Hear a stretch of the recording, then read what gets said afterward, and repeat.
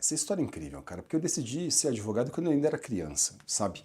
Eu era criança e decidi. Eu falo que vou ser advogado desde que eu era criança.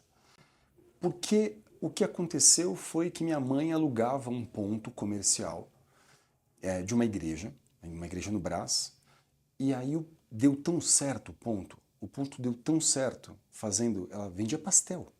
O ponto deu tão certo que o padre pediu de volta o ponto comercial que ela tinha alugado da igreja para que ele abrisse a banca de pastel dele.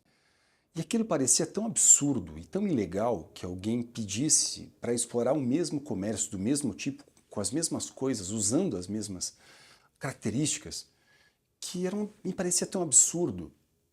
E minha mãe, eu lembro que a gente, na época, chegou a ver advogado, mas advogado, imagina, eu estou falando aqui de anos 80, estou falando dos anos 80.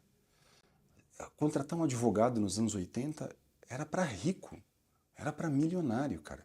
Era para quem tinha efetivamente muito dinheiro.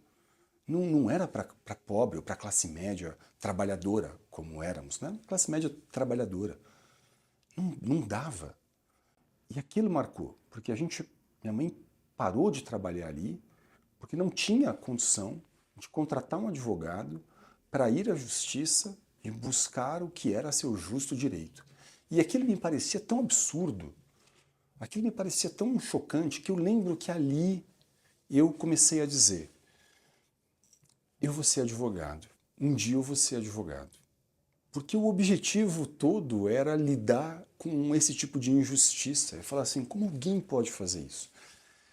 Então o direito da saúde, é evidente que veio na minha vida já muito depois. Mas o que é muito legal do direito da saúde é que é isso, ele alia o meu desejo de ser advogado com as razões pela qual eu me tornei advogado.